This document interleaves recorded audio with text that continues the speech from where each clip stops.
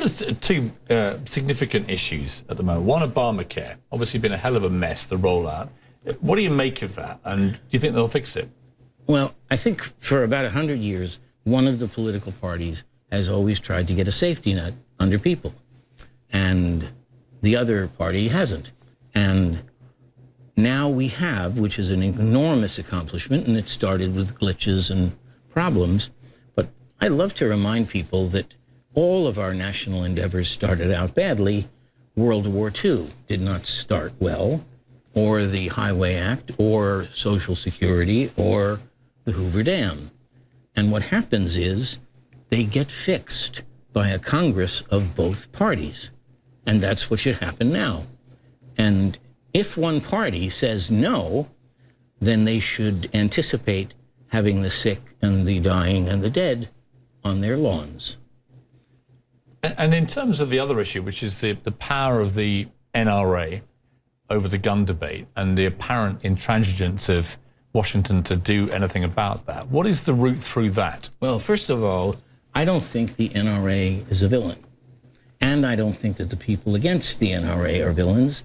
I believe that's a problem of the press, which started with an us-them problem. I do believe that the Second Amendment is ambiguously written, and we will never have an agreement on whether it's about gun ownership or a militia. And at the same time, I believe that there is an inappropriate amount of gun violence, and I think we should turn this over to the people who are expert at this. And the original mandate of the NRA was to train responsible gun ownership, and the NRA should handle it. They should train excellence in gun ownership. They should create the short list of the guns that are allowed at home. And every other gun that they say is legal, like people killers and nuclear-tipped semi-automatics, should be held in armories owned and controlled by the NRA, not the government. But remember that this is a gun culture.